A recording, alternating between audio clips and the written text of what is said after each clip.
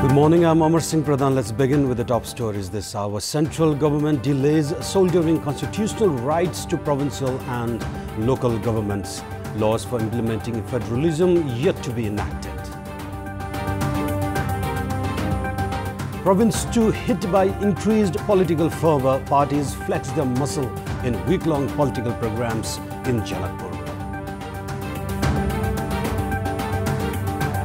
Demonstrators smash and seize shops in Paris in resurgence of the Yellow Vest protest that started 4 months ago in France. And Nepal secures a comfortable 3-0 win against Bangladesh to top Group A in the SAF Women's Championship. India taking on Sri Lanka today. The central government's failure in timely formulation of laws under its jurisdiction has affected the performance of provincial and local governments as well. Some of the important laws required for the implementation of federalism have remained stuck at the Parliament under consideration, while not even drafts of the remaining laws have been prepared. 22,000 staff are allocated for provincial governments, while the figure stands at 67,000 for the local levels. However, the central government has neither recruited officials based on the criteria, nor has it opened doors for the lower tiers to appoint staff on their own. Although the Constitution has sanctioned 21 rights for the provinces and 22 for the local levels, the provinces and local levels have not been able to implement their rights, as the bills related to federal civil service, monitoring operation and integration of police and peace and security, among others, are yet to be endorsed by the federal parliament. Delay in formulation of laws on the part of the federal level has become a major hurdle for provincial and local levels to perform with full capacity. Federal government is required to formulate 18 laws for the local levels. Provincial governments have to formulate 6, while the local levels themselves are required to come up with 42 laws. With the delay from the federal government, formulation of laws has been affected at the provincial and local levels. A few local levels at the provinces have so far formulated the maximum of 20 laws. Federalism is a new practice in the country, so some lack in clarity has been deemed obvious. However, the essence of federalism will not be felt unless the provinces and the local levels stop waiting for assistance from the federal government to utilize their rights provisioned by the Constitution.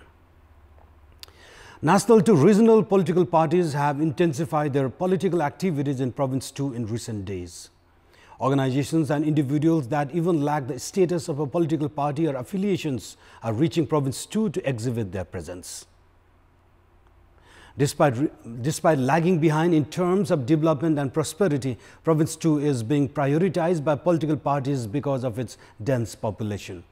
Political atmosphere has intensified in Province 2 after Madhya-based leader C.K. Raut reached Janakpur following his announcement of quitting the secessionist movement. Nepal Communist Party, Nepali Congress, Madhya-centered parties and Rashtriya Prajatantra Party have already held programs within a week of Raut's declaration. Along with political parties, former King Gyanendra Shah has also been making a tour of various places in Tarai in the name of religious programs. Senior leaders of ruling Nepal Communist Party are making efforts to strengthen their hold in Province 2 by airing assurances for development. Likewise, senior leaders of Nepali Congress have also increased their political activities in Tarai region to reinstate their supremacy in the southern belt. 3,052 families in Gurbakhod municipality of Surkhet will now be able to consume pure drinking water. Preparations have been made to distribute the water of Veri by using the lift technology at an investment of 710 million rupees from the municipality. Locals in Gurbakhod municipality's ward number 6, 7, 8 and 9 are compelled to walk for an hour on a daily basis to collect drinking water. Even after such hardship, they are denied pure drinking water. However, the locals now are happy as they will soon be provided with pure drinking water through the lift technology. They have said that they will put pressure on the stakeholders for timely completion of the project. The project is expected to be completed in 2 years' time. The project agreement was reached between the Municipal Development Trust, Department of Water Supply and Sewage and Subaghat Drinking Water Consumer Sanitation Organization. The consumers have already collected 5% of the project cost, which amounts to just over 35 million rupees. The Municipal Development Trust is providing about 178 million rupees in loan, while about 500 million rupees is to be invested by the federal government. Around 24,000 chickens have been killed after the bird flu virus were reported in Tarkeswar municipality of Kathmandu and poultry farms in Hetauda. Bird flu virus were found at 13 farms in Tarkeswar municipality 1, Sanglakhola and Kamane in Hetauda. Ministry of Agriculture and Livestock Development has destroyed around 21,000 chickens in Hetauda and 3,000 in Kathmandu. Around 4,000 ducks and chickens were destroyed in Tarkeswar 10 months ago after bird flu was reported. Director General of the Department of Livestock Services, Bimal Kumar Nirmal, has informed that more birds are to be killed in the affected regions later today. With the culling of chickens and eggs in the affected regions in Tarkeswar and Hetauda, the government has also prohibited the transport of birds. Poultry farmers have urged the District Pricing Committee, chaired by the Chief District Officer, to provide compensation amount of 403 rupees for every broiler chicken.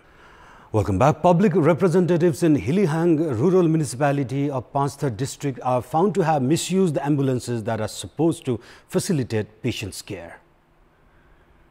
Other officials, along with the spokesperson of Hilihang rural municipality, Madan Gautam, were found using the ambulances to carry the seeds of maize to the village.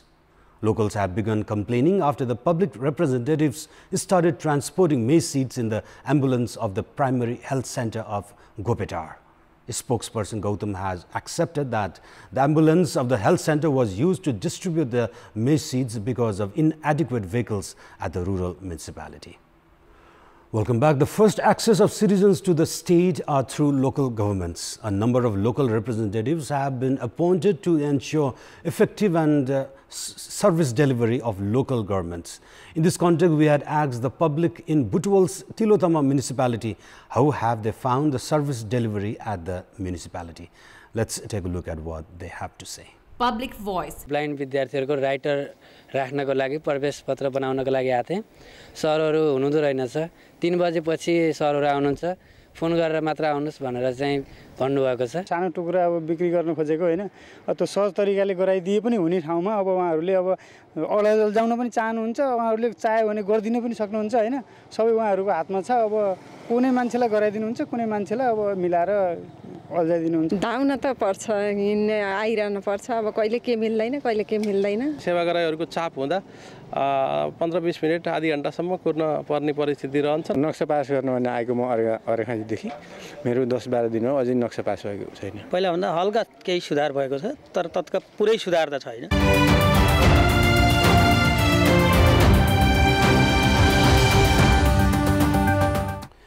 And it's now time for our segment Public Pulse, where you text us with your opinion.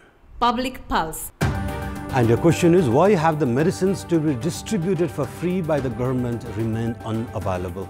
Your options are A, carelessness of government mechanism, B, managerial weakness, and C, promoting sailors' advantage. The voting is on. Type in WS selector option A, B or C and send it to 34001 to share your opinion with us. And now time for sports update. Sports news. Nepal secured a comfortable 3-0 win against Bangladesh in its last group match of the SAF Women's Championship currently underway in Biratnagar. Having already progressed to the semi-finals, Nepal also ended as the Group A winners following the victory. All 3 goals were scored inside the first 30 minutes of the match played at Sahid Rangasala in Biratnagar yesterday. Nepal led through an own goal from Bangladesh. Parveen Masura put the ball inside her own net while trying to clear across from Anita Basnet.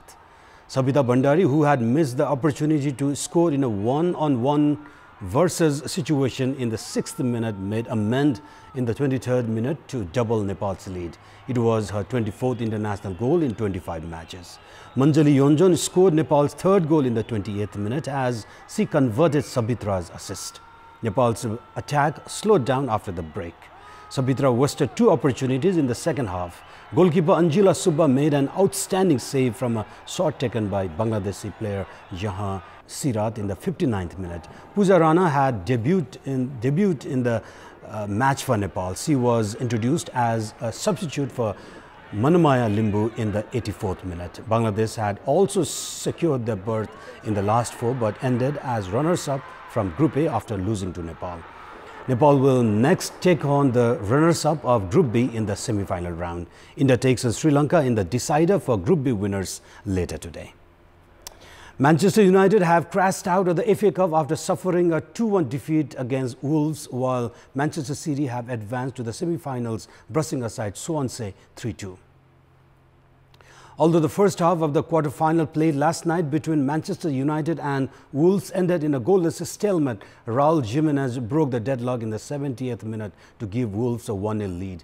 Jota scored 6 minutes later and doubled Wolves' lead. Marcus Rashford scored in injury time to provide Manchester United a consolation goal. With the win, Wolves have reached the semi-finals of the FA Cup after 21 years. In another quarter-final played last night, Manchester City came back from a 2-goal deficit to take care of Swansea 3-2 and book a spot in the semi-finals. Grimes gave Swansea a 1-0 lead in the 20th minute by scoring through a penalty. Selina scored in the 29th minute to double Swansea's lead. Falling behind 2-0 in the first half, Manchester City opened the scoring in the second half through Bernardo Silva's goal in the 69th minute to cut the deficit to 2-1. Swansea's Nordfeld scored an own goal in the 70th minute and tied the match at 2-2.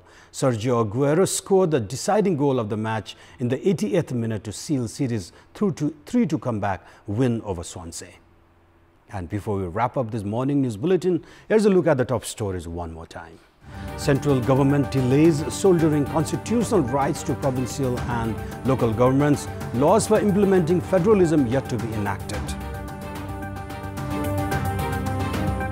Province 2 hit by increased political fervor. Parties flex their muscle in week-long political programs in Janakpur.